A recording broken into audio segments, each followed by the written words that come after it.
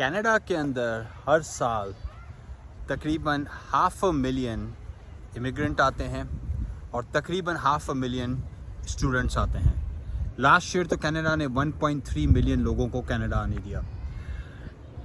किस किस्म के लोग कनाडा में सक्सेसफुल नहीं होते हैं, आज मैं आपको 5 चीज़ें बताऊंगा। अगर ये 5 चीज़ें आप में हैं तो आपको कनाडा में बड़ा मसला होगा, राइट। यहाँ वो लोग जो कनाडा में आके सेटल नहीं हो सके, सक्सेसफुल नहीं हो सके, वो इन 5 रीज़न्स की वजह से सक्सेसफुल नहीं हो सके। क्यों कुछ लोग आते ही यहाँ पे बहुत सक्सेसफुल हो जाते हैं और क्यों वो दूसरी साइड पे हम ऐसी भी स्टोरी सुनते हैं कि कुछ लोग कनाडा छोड़ के चले गए, राइट।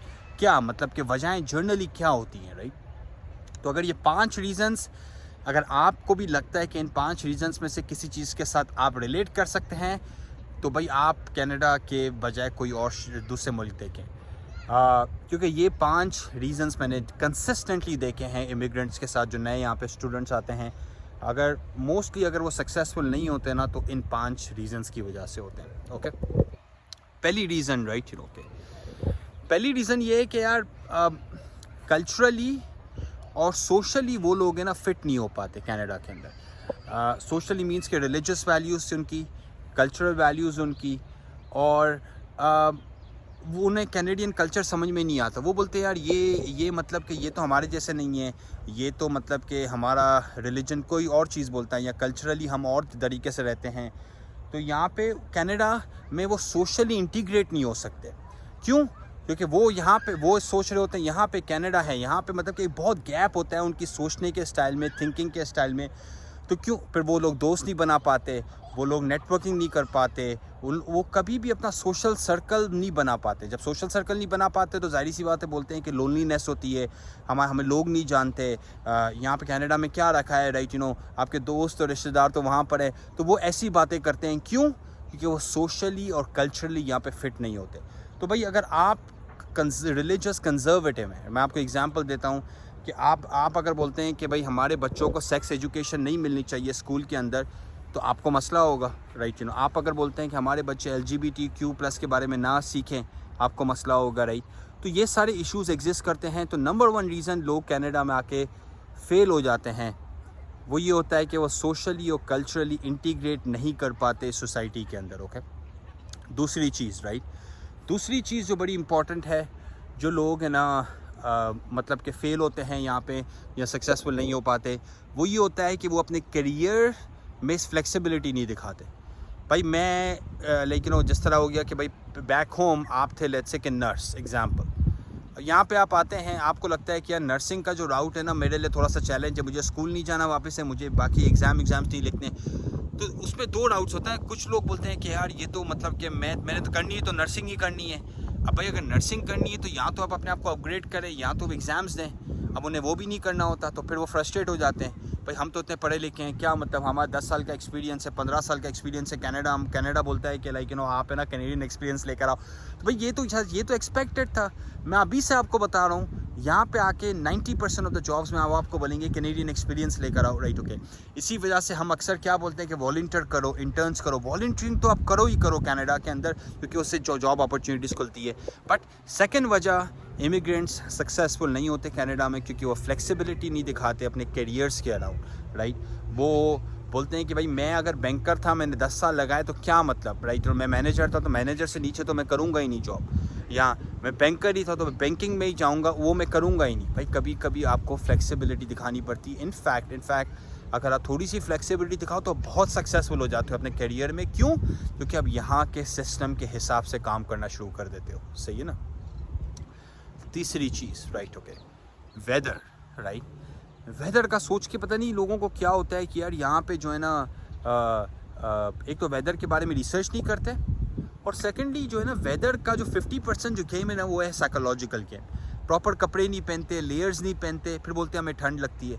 भाई पूरा गोरे यहाँ पे, मतलब कि वो स्नो होती है वो निकल जाते हैं एक्टिविटीज़ करने के लिए। और कुछ हमारे लोग हैं ना घर पे ही बैठे हुए हैं, यार हम डिप्रेस हो गए विंटर में, हम कुछ कर नहीं सकते। और अनफॉर्चुनेटली कुछ लोग जेन्युइनली डिप्रेस हो जाते हैं इस वेदर के साथ।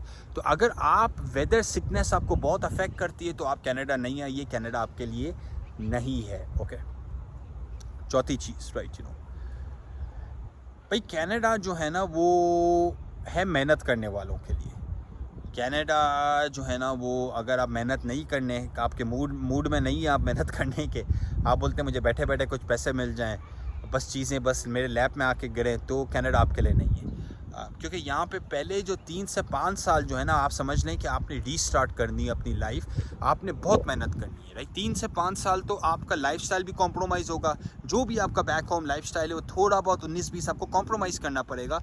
क्यों? क्योंकि भाई जाहिर सी बात है, राइट, लाइक आप एक जगह पे नई ज़िंदगी स्टार्ट करें, तो आप ये नहीं एक्सपेक्ट कर सकते कि यार इंडिया के अंदर मैं तो 5 लाख रुपए बनाता था, मैं तो वीपी लेवल का बंदा था, यहाँ पे आके भी जो है ना लोग मुझे वही रिस्पेक्ट देंगे, वही वीपी लेवल की मुझे जॉब मिलेगी, वही मुझे इज्जत होगी। इस तरह नहीं होता।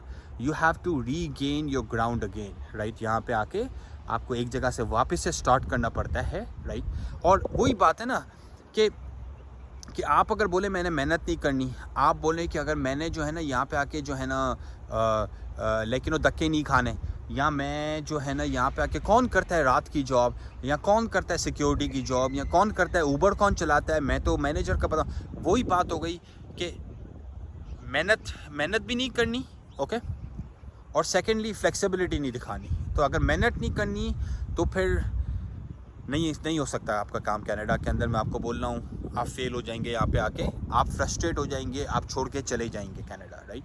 क्योंकि पहला जो होता है ना, वो जो नहीं, हम बोलते हैं कि जब हम जिम जाते हैं तो पहले 1 हफ्ता 2 हफ्ता बड़ा हार्ड होता है ना भाई, क्योंकि आप दिमाग आपका बिहेवियर रीलर्न कर रहा होता है। तो सिमिलरली कनाडा में जब आप आते हैं तो वो आपको कंफर्ट लेवल नहीं मिल रहा होता जो घर पे मिल रहा होता है। यहाँ पे आके चीज़ें चेंज हो जाती हैं, ग्रोसरी के लिए जाना पड़ता है डिफरेंटली, जॉब के लिए डिफरेंट लोगों के लिए चीज़ें, आपका कंफर्ट लेवल से आप बाहर निकलते हैं। जितना आप अपने कंफर्ट लेवल के अंदर रहेंगे इतने आपके ज़्यादा चांसेस है फेल होने के, जितना आप अपने कंफर्ट लेवल से बाहर निकलेंगे इतना आप सक्सेसफुल होने के आपके चांसेस बढ़ जाते हैं, ओके। 5वीं वजह, राइट, के 5वीं वजह बेसिकली लाइक लोग कनाडा में जो सक्सेसफुल नहीं होते ना, वो एक कॉम्बिनेशन है बेसिकली, मैं बोलता हूँ कि प्लानिंग और स्ट्रैटेजी का, राइट।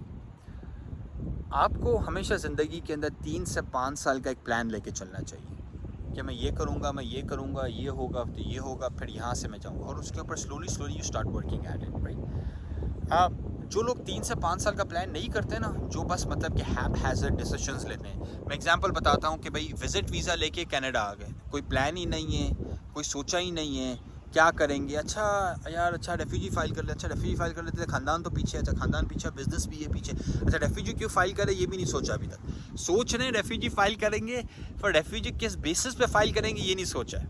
जो एक्चुअली जो कोड है कि भाई रेफ्यूजी फाइल क्यों कर रहे हो आप। Lack of planning, purely lack of planning and strategy, right.